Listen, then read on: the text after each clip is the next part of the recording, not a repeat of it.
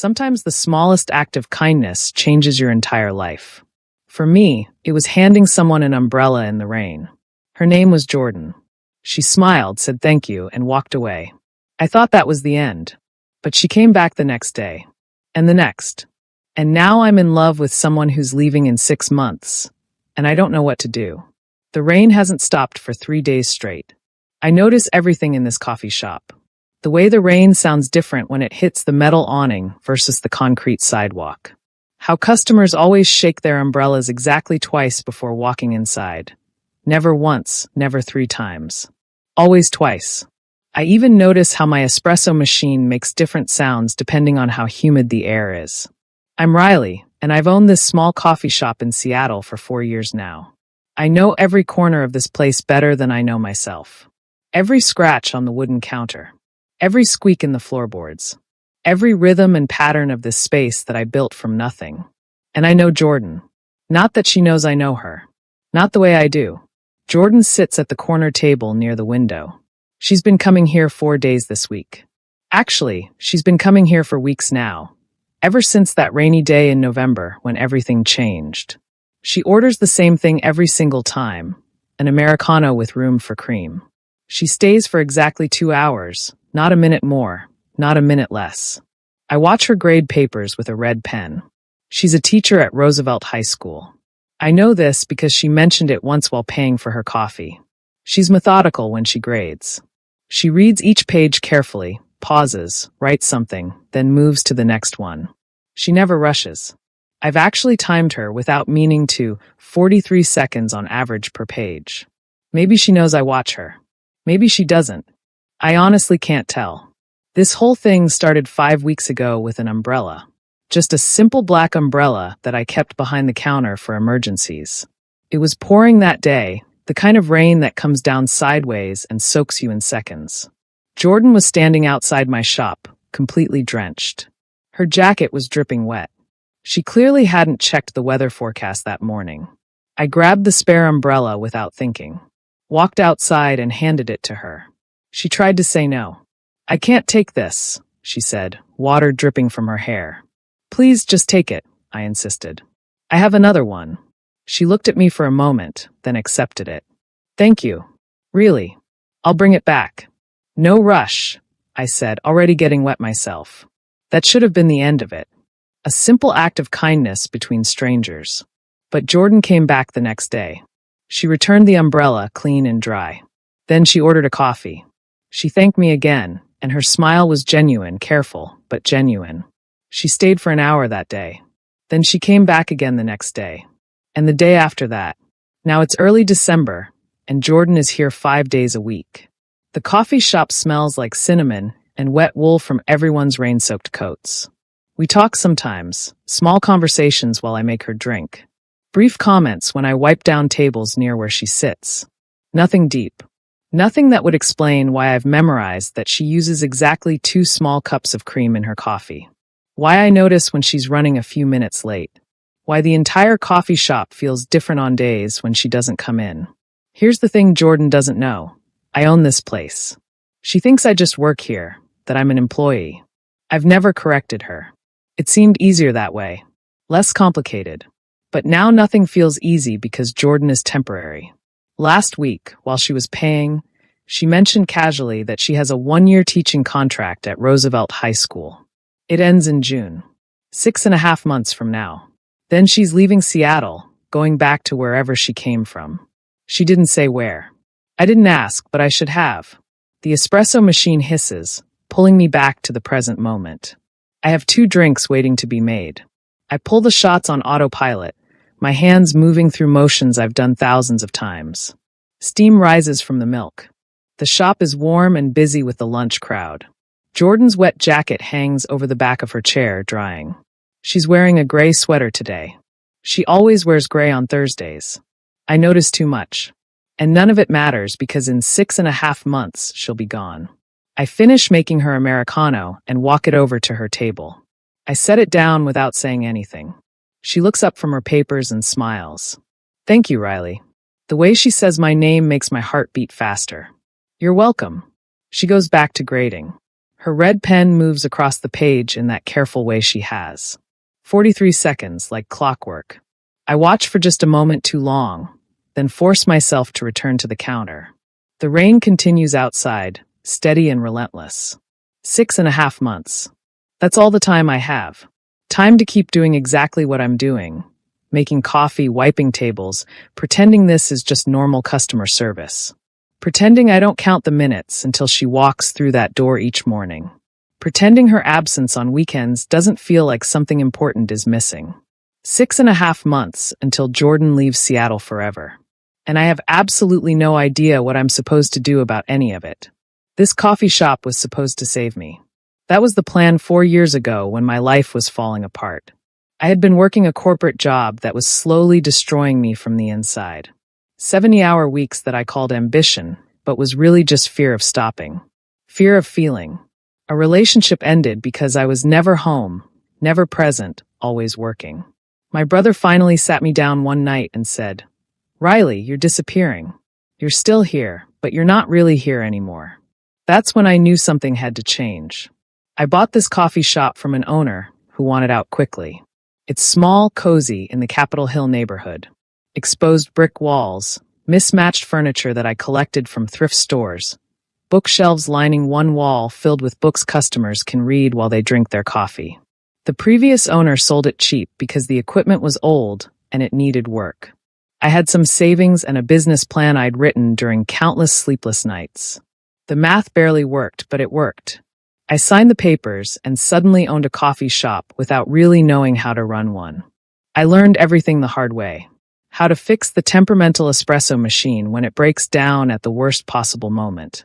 How to manage inventory so we never run out of the popular items. How to smile at customers even when the coffee bean distributor messes up my order. How to make a space feel welcoming and warm when I didn't even know how to make my own apartment feel like home. Slowly, the coffee shop became everything to me. It became more than home. It became my entire world. I arrived before dawn to do prep work, check inventory, and clean the equipment properly. I stay hours after closing to do the books, plan next week's specials, and fix whatever broke that day. My apartment is 10 blocks away. I sleep there sometimes, but not often. I went to a therapist twice, and she said I was substituting professional achievement for personal connection. I never went back because she was right, and I didn't want to hear it. The coffee shop doesn't judge me. It doesn't leave. It doesn't require me to be vulnerable or open or any of those terrifying things. I pour everything I have into this business, and it gives back. Loyal customers, decent profit, a space that finally feels like it's mine. It was enough. It really was enough for 4 whole years. Then Jordan walked in, soaking wet from the rain, and I handed her an umbrella without thinking twice. Now nothing feels the same. I don't understand what changed. Jordan is just one customer out of 50 regulars who come here daily. She orders coffee, sits quietly, grades her students' papers, and leaves. She's polite and undemanding. She tips well, always 20%, always cash, always rounded up to the nearest dollar. But I've started noticing things I shouldn't notice. The way she holds her pen with a loose grip, making confident strokes across the page. The way she reads each student's work like it genuinely matters, even the assignments that were clearly rushed the night before. The way she stretches her neck every 20 minutes, always the same motion, tilting left then right. The way she smiles at me when I bring her coffee. It's not the customer service smile I give to everyone else. It's something warmer, something that lasts 3 full seconds longer than necessary. The way the entire coffee shop feels hollow and empty on days she doesn't come in. I tell myself it's just because she's consistent. Regular customers are good for business. But I don't notice when Tom, my 10-year regular who orders black coffee every single morning, skips a day. I don't memorize the details of Maria's routine, even though she's been coming here since I first opened. Just Jordan. Only Jordan. And it's becoming a real problem because I'm terrible at this. At connecting with people, at anything beyond the safe boundaries of customer service. I can make small talk for 3 minutes while I steam milk. I can recommend pastries. I can remember everyone's drink orders and birthdays and ask about their sick pets. But actual connection? The kind that requires letting someone truly see you? Not just the competent coffee shop owner, but the real person underneath who doesn't know how to exist outside of work schedules and profit margins. I have no idea how to do that. And even if I did, Jordan is temporary. 6.5 months, then she's gone. She's been in Seattle since August. 1 academic year covering a maternity leave at Roosevelt High School. When June comes, she'll leave. So whatever this is, this noticing, this feeling, this way the coffee shop atmosphere changes when she walks in, it can't matter. I won't let it matter. I wipe down the counter, even though it's already clean. The morning rush is over. Jordan is still at her corner table. She started bringing her own travel mug this week. Dark blue ceramic with a chip on the rim. I still make her drink exactly the same way. Americano, room for cream. She adds the cream herself. 2 small cups, never sugar. I notice these things. And I desperately need to stop. The espresso machine needs descaling. The bathroom door sticks. I have a business to run. That's what matters. Not the careful way Jordan writes comments on her students' papers. Not the way she quietly mouths words while she reads. Not the fact that she's leaving in 6.5 months, and I'm already counting down. I'm good at running this coffee shop. I'm good at routines and systems. I'm good at keeping everything contained and manageable and safe. I'm not good at whatever this feeling is that won't leave me alone. It happens on a Thursday morning. Jordan walks in earlier than usual, 7:47 instead of her normal 8:15. Her jacket is damp, and her hair is pulled back in a ponytail, wet at the ends. She's carrying a canvas bag that's overflowing with folders and papers. Rough morning. I ask while I start making her Americano without her having to order. She laughs, but it sounds tired. Parent-teacher conferences tonight. I'm drowning in progress reports that need to be finished. Sounds fun. So much fun, she says with obvious sarcasm. Then she pauses. Actually, do you have an outlet where I could plug in my laptop? I need to print these at school later, but I should probably proofread them first. Caffeine might help me catch all the typos. I nod toward her usual corner table. There's an outlet by the bookshelf. You're all set. Thank you so much. She pays, leaves her standard 20% tip, takes her Americano, and settles into her spot. I watch her set everything up, laptop, papers, red pen arranged just so. She works steadily for over an hour. I can't help noticing how she types something, deletes it, types it again. How she stops every 10 minutes to sip her coffee, even though it must be cold by now. How she doesn't look up once, completely focused. The morning rush builds and pulls my attention away. Regulars, tourists, online orders for delivery. The espresso machine runs hot and fast. I pull shots on autopilot, steam milk, call out names. The coffee shop fills with noise and energy and the familiar chaos I can handle. By 9:30, things quiet down again. Jordan is still at her table, but now she's just staring at her closed laptop like it personally insulted her. I shouldn't go over there. I have prep work. The dishwasher needs to be unloaded. But my feet carry me across the shop with a coffee pot in my hand anyway. Refill? I offer.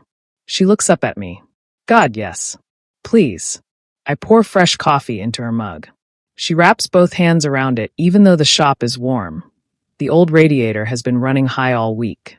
You okay? I hear myself ask. I'm fine. It's an automatic response. Then she sighs. No, actually, I'm frustrated. I wrote this whole thing. Feedback for a student who's genuinely brilliant but refuses to try. And every version I write sounds condescending. I can't figure out how to say it without sounding like a jerk. Maybe it's not about the words, I say. What do you mean?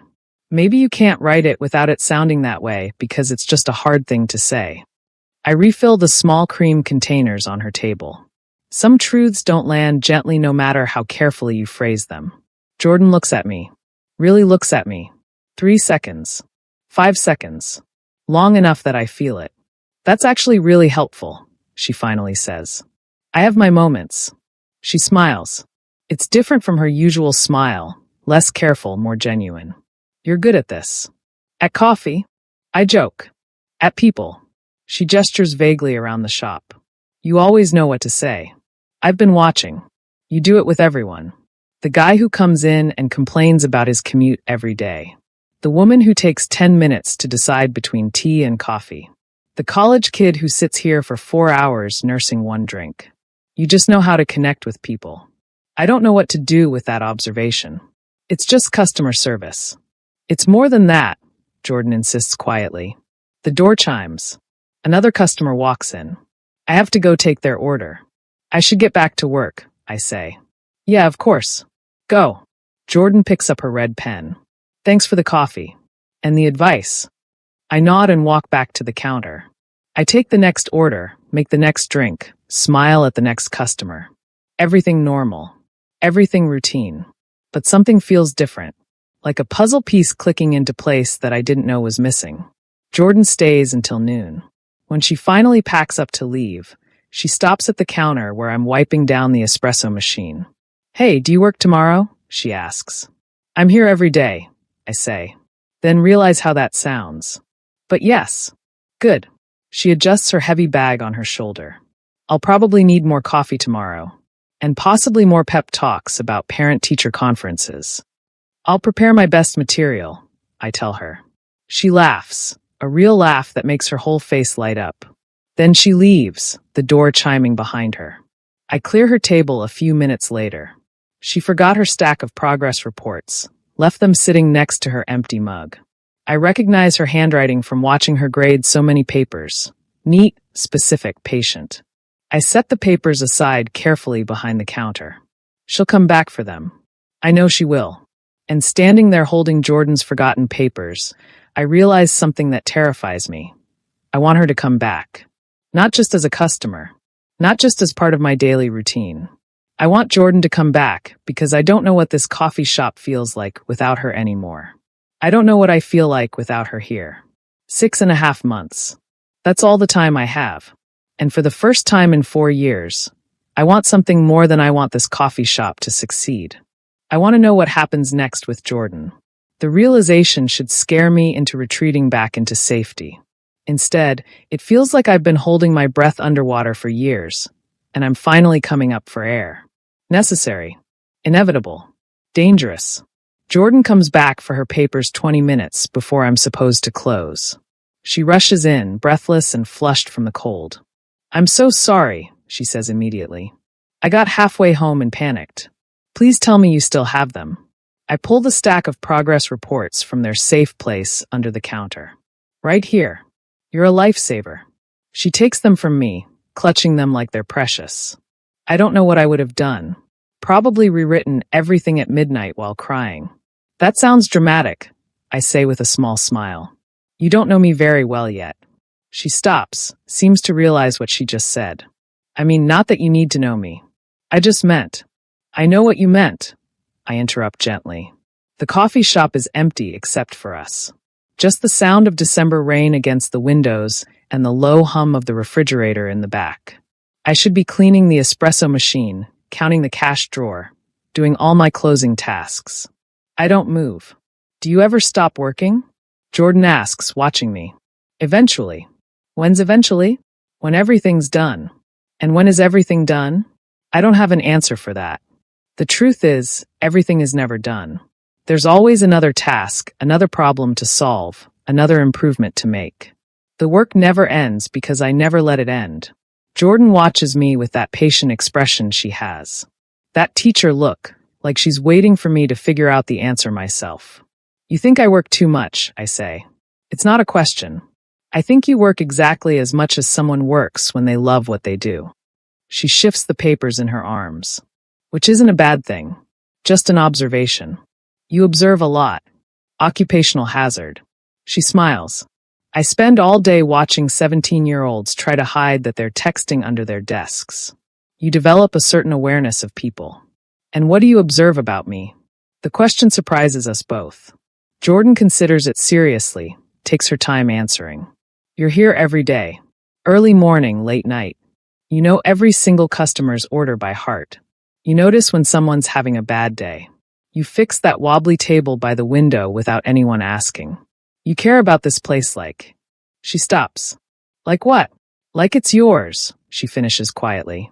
My heart does something complicated. Skips, races, stops. It is mine.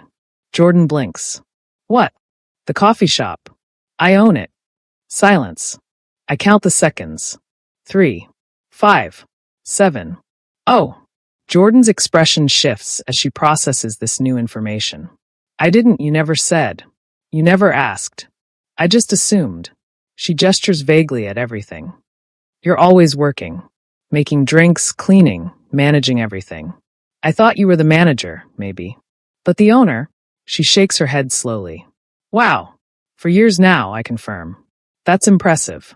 That explains a lot, actually. Does it? The way you move through this space. Like you know where everything is without looking. Like the coffee shop breathes and you breathe with it. She pauses, looking slightly embarrassed. That sounded less weird in my head. It didn't sound weird, I say honestly. No. The rain picks up outside, harder now. Steady drumming against the glass windows. Jordan shifts her weight, adjusting her grip on the stack of papers. I should let you close up, she says. You should, I agree. Neither of us moves toward the door. Jordan. Yeah. I don't know what I was going to say. Something about tomorrow. About coffee. About anything that would make her stay just 5 more minutes. But what comes out is, you forgot your mug earlier. The blue one. Oh God. She looks genuinely embarrassed now. I keep doing that. Leaving things behind. I'm so scattered lately. I'll set it aside for tomorrow. Tomorrow, she repeats, like she's confirming something. You'll be here, right? I ask, even though I already know the answer. Yeah, I'll be here. Something passes between us in that moment. Unspoken but clear. An acknowledgement of something neither of us is quite ready to name. Jordan finally moves toward the door. Good night, Riley. Good night. She opens her umbrella, not the black one I gave her weeks ago, but a new navy blue one, and walks out into the rain. I watch through the window until she disappears around the corner. Then I stand there longer than I should, staring at the empty space where she was just standing. Finally, I lock the door, turn off most of the lights, and start my closing routine. Clean the espresso machine. Count the register. Wipe down all the tables. Put chairs up. Check inventory. But the whole time, I'm thinking about how Jordan said, you don't know me very well yet. Yet. Like there's time. Like we have a future that extends beyond these brief daily interactions. We don't have much time. 6.5 months and getting shorter every single day. Every morning that passes is one less morning. Every Thursday in a gray sweater is one closer to the last one. I should be grateful for what I have, that Jordan comes in at all, that I get these small moments of connection, that her smile lasts 3 seconds longer than a normal customer's smile. I should stop wanting more. But when I finally leave the coffee shop, locking it behind me and walking into the cold December night, all I can think about is tomorrow. Whether Jordan will bring that blue-chipped mug. What else she might forget and leave behind for me to keep safe. And whether 6.5 months might somehow, impossibly be enough. Jordan brings the mug. Friday morning, 8:03. She walks through the door shaking rain from her hair, holding that chipped blue mug. I figured I should actually use this, she says, since I keep forgetting it here anyway. I take the mug from her hands. Our fingers almost touch. Almost. Americano, room for cream, I say. You know my order. I know everyone's order. She pays. Tips her usual 20%. But instead of going to her table, she waits at the counter while I make her drink. The coffee shop is filling up with the morning rush, but I'm aware of only Jordan. The way she taps her card against her palm. The way she's wearing gray on a Friday instead of Thursday. I pour the Americano into her blue mug and hand it to her. This time our fingers do brush. Thanks, Riley. It's the first time she said my name. Before, I was just you or nothing. But now I'm Riley, and it sounds different in her voice. You're welcome. She doesn't leave. Can I ask you something? Sure. Why didn't you tell me you own this place? I measure espresso grounds for the next order. Does it matter? I don't know. Does it? I look at her. She's serious, actually wants an answer. It's easier when people think I just work here, I say. Less complicated. Complicated how? People treat you differently when they know. They want favors, special treatment, free coffee. I pull a shot of espresso. Or they ask questions about money and success. It gets exhausting. I wouldn't do that. Jordan says quietly. I believe you. Then why not tell me? Because you're temporary. Because it felt safer to keep distance. Because I was already noticing too much. What I say is, I honestly don't know. Jordan studies me with that teacher look that sees everything. Well, she finally says, I'm glad I know now. It makes sense. You in this place. What makes sense? The way you are here. Like it's not just a job. Like you built something that matters. She pauses. I get that. Teaching feels like that sometimes. The moments when a student finally understands something they've been struggling with, those moments make everything else worth it. I don't know what to say, so I just nod. Anyway, Jordan says, I should let you work. But can I ask one more thing? Go ahead. Do you do anything besides work? The question surprises me. What? Like hobbies? Things you do when you're not here. I'm always here. Exactly. She smiles gently. So if you weren't here, what would you be doing? I think about it. Come up empty. I don't know. You don't know what you'd do if you had free time? I don't have free time. But if you did? I don't. Jordan laughs softly. Okay, different question. When was the last time you did something just because you wanted to? Not for the cafe, not for work. Just for you. I can't remember. Literally cannot remember. She sees it on my face. That's what I thought. Is this a teacher intervention? Maybe. She shifts her bag. Look, I know we don't know each other well, but I've been watching you work yourself into the ground. And I just think you deserve to exist outside these walls sometimes. That's all. Someone behind her clears their throat. The line is building. I should go, Jordan says. But think about it, okay? What you'd do if you had time. She leaves before I can respond. I stand at the espresso machine thinking about her question. What would I do? I don't know. I've forgotten how to be a person outside this coffee shop. But watching Jordan settle at her table, I realize something terrifying. I want to find out. And I want to find out with her. It starts small. Monday, Jordan stays past her usual 2 hours. When I bring her a refill she didn't ask for, she looks surprised. On the house, I say. You don't have to. I know. She smiles and goes back to grading. Wednesday, I'm wiping tables near her when she laughs at something. Student compared Romeo and Juliet to a zombie movie, she says. Poor decisions and unnecessary death. Accurate, I say. Right. She grins. I don't plan to sit down. But I do. The cafe is quiet, mid-afternoon lull. Jordan talks about her students like they're people she genuinely cares about. There's this girl, she says. Brilliant writer, but won't share her work. I know she's capable of more. What do you do? Keep showing up. Keep creating space for her to be brave. She taps her pen. That's all teaching is really. Creating space. The rest is up to them. Sounds lonely. It can be. She looks at me. But when they trust you enough to try, those moments make it worth it. I should go back to work. But Jordan's looking at me like I'm someone worth talking to. You're good at what you do, I tell her. So are you. Making coffee isn't shaping minds. No, Jordan says. But it's creating space too. You built this place where people feel safe and comfortable. That matters, Riley. That's rare. I don't know what to do with that. Thank you. I mean it. The moment stretches too long. Jordan breaks it. Hey, weird question. Do you like books? I gesture at the bookshelf. I have a wall of them. I meant, do you read for fun? Sometimes. When I have time. So never. She laughs. There's this reading at Elliott Bay Bookstore on Saturday. Local author. Would you want to come with me? My heart races. Like two people who appreciate books going to hear one, Jordan says quickly. I thought you might enjoy it. And I'd like the company. I should say no. Make an excuse about work. What comes out is, what time? 7. We could meet there. Or, she hesitates. We could grab dinner first? That Thai place on Pike? But just the reading is fine too. Dinner sounds good. Jordan's face lights up. Yeah. Okay. Great. 6 at the restaurant. 6 works. I stand up before I say something stupid. I should. I gesture at the counter. Of course. I make it 3 steps before she calls my name.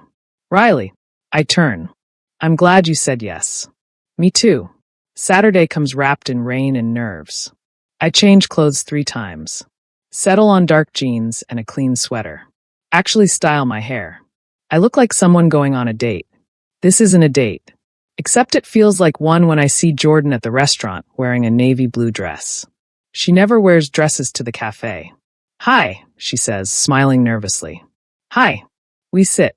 Order. The conversation flows: books, places we've lived, Seattle weather. Jordan's from Portland. Moved around for teaching jobs. Seattle was supposed to be temporary. Do you ever stay anywhere long-term? I ask. Haven't yet. She tears her bread. I keep thinking I'll find a place that feels like home. But I'm good at temporary. Less complicated. Sounds lonely. Sometimes, she admits. But safe. I can't get hurt if I don't stay. I understand that too well. After dinner, we walk to the bookstore. The reading is crowded. We find seats in back. Jordan sits close. Our shoulders touch. The author reads. I should listen. Instead, I'm aware of every point of contact. Her shoulder against mine. Her hand on the armrest inches from mine. Afterward, we walk. The rain is just mist now. Pike Place is quiet. Thank you for coming, Jordan says. I know you're busy. I'm glad I did. Yeah. We stop near the waterfront. City lights on dark water. Jordan turns to face me. Can I tell you something? Okay. I've been coming to your cafe for weeks. At first it was just convenient. But then, she pauses. Then it became about you. My heart stops. I started showing up because I wanted to see you, she continues. Wanted to hear you talk about coffee and customers. Watch how you move through that space. How you're kind without performing. How you notice everything. Jordan, I know you're busy. I know I'm leaving in June. She takes a breath. But I couldn't not tell you. You matter to me. I should think. Should consider the countdown. 6 months, then she's gone. Instead, I kiss her. Or she kisses me. It's simultaneous. Her mouth is soft, tentative, then sure. Her hand cups my jaw carefully. I step closer and she makes a small sound, surprised, pleased. The world narrows. Just her warmth, the rain, the way she tastes like wine. We break apart, both breathing hard. Sorry, Jordan says. I should have asked. I kiss her again. Longer, slower, memorizing this. When we stop, she's smiling. So that happened, she says. Yeah. Thoughts. Good thoughts. She laughs. I've wanted to do that for weeks. Me too. Really? Really? We stand in the rain, foreheads touching. Jordan pulls back slightly. What now? I don't know. Honest. I like that. She takes my hand. Can we just see what this is? No pressure. Just us. You leave in June. I know. That's 6 months. I know. She squeezes my hand. But we have 6 months. That's not nothing. It's not enough. Maybe not. But maybe it's something. Looking at Jordan in the rain, holding my hand. Maybe she's right. Okay, I say. Let's see. Jordan kisses me again. 6 months. I can do 6 months. I don't think about what comes after. January is cold. Jordan comes earlier, stays later. We steal moments between customers. Quick conversations, brushing hands, long looks. But we're careful. The cafe is public. My staff notices everything. So we stay professional during business hours. Save everything else for after closing, when we kiss against the counter in the empty cafe. It's good. Better than good. Except it's not enough time. The cafe still demands everything. Supplier problems. A burst pipe. A barista quits. I'm covering shifts, handling emergencies, running on 4 hours of sleep. Jordan is patient. Grades papers while I handle crisis after crisis. Doesn't complain when I cancel plans because equipment breaks. Texts goodnight when I'm still working at 11 p.m. But I see it. Her smile not reaching her eyes. Checking her phone more. Staying shorter hours. You're pulling away, I say one night after close. We're doing inventory. I'm not. You are. Jordan sets down her clipboard. You're never available, Riley. I'm here now. You're working. We're always working. When was the last time we just existed together? I try to remember. Can't. Exactly, she says quietly. The cafe needs you, I get that. But I need things too. Like what? Like knowing I matter as much as this place. The words hurt because they're true. You do matter. Do I? Because it looks like you're fitting me into 5-minute gaps. And I'm trying to be patient. But Riley, I'm leaving in 5 months. We don't have time to waste. 5 months. Smaller now. Frightening. I don't know how to be different. I'm not asking you to be different. I'm asking you to be present. I'm trying. Trying isn't the same as doing. She leaves early. Doesn't kiss me goodbye. I finish inventory alone. February is worse. Jordan still comes in, but it's different. Polite distance. She sits at a different table. Stops staying after close. My assistant manager James corners me. You look like hell, he says. Thanks. Whatever's happening with you and the teacher. Fix it or don't. But stop making everyone suffer. He walks away. I look for Jordan. She's at her new table. Can't see the counter from there. That night I sit in the dark, empty cafe. Her old corner table is empty. Has been for days. 5 months left. But if I don't do something now, I won't even have that. Am I brave enough to change? Or will I let fear win again? She stops coming. 3 days. 4. A week. Everything runs the same. Customers, coffee, revenue. All fine. Except the corner table stays empty. Day 9, I text. Are you okay? 3 hours later. I'm fine. Just busy. Can we talk? About what? Us. The dots appear. Disappear.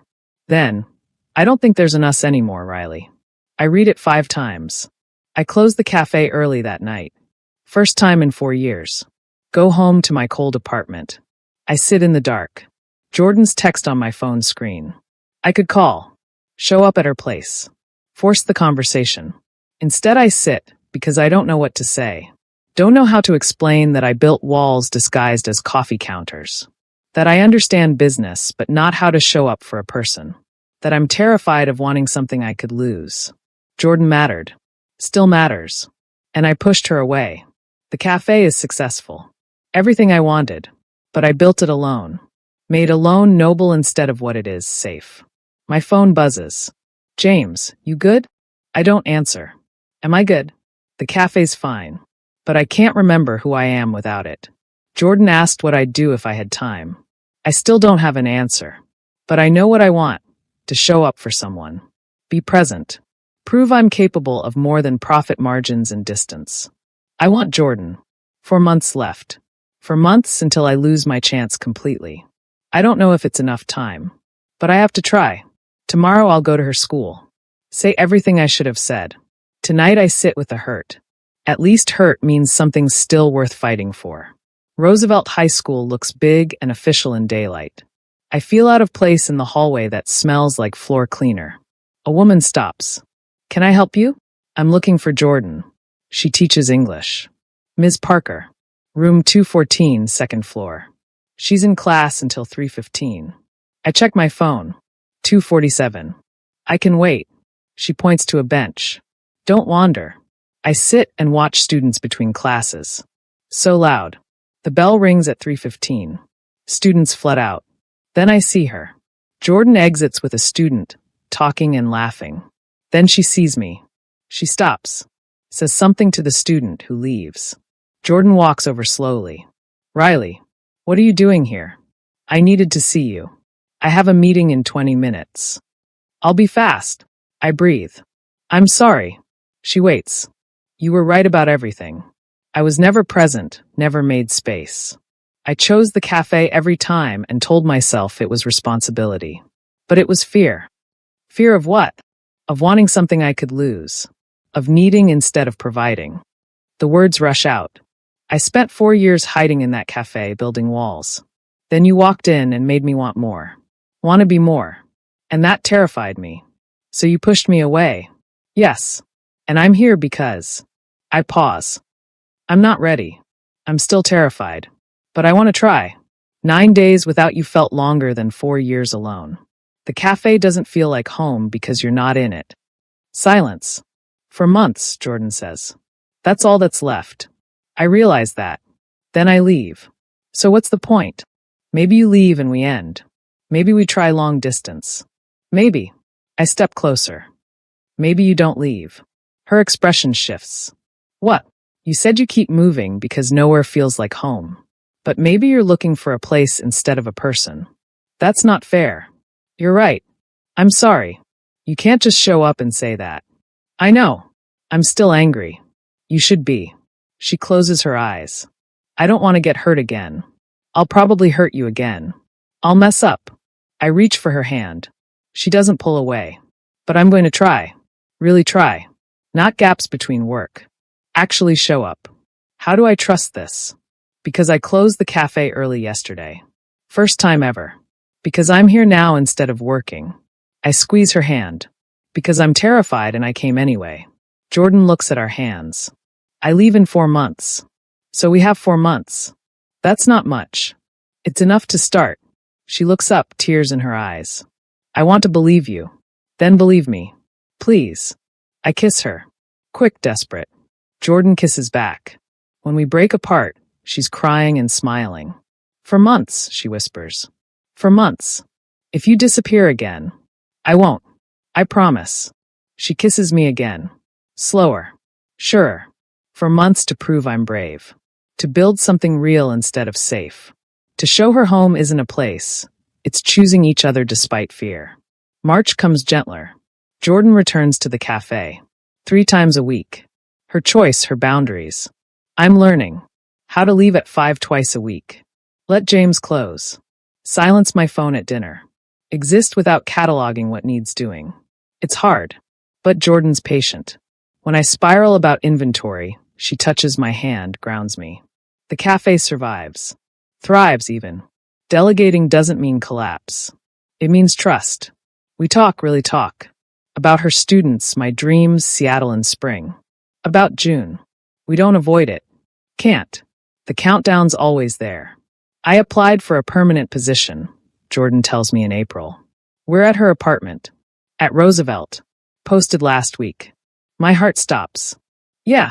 She's nervous. Not guaranteed. 3 other candidates. But I have a chance. You'd stay? I'd stay for you. If you want me to. Jordan. You showed up. Kept showing up. Every promise you kept. Seattle stopped being temporary. You stopped being temporary. I kiss her. She tastes like possibility, like home. I want you to stay, I say. So much. Even if it's complicated. Especially then. She laughs, kisses me again. I love you, she whispers. First time either of us says it. I love you too. June comes. Jordan gets the job. We celebrate at the cafe after close. James brings champagne. About time, he says.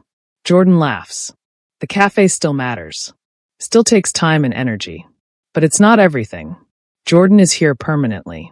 Her corner table. Blue mug behind the counter. Red pens in my apartment. Rain continues outside. Constant Seattle rain. I pour Jordan more champagne. She smiles, that 3-second smile. This is home. Not the cafe. Not the walls. This. Her. Us.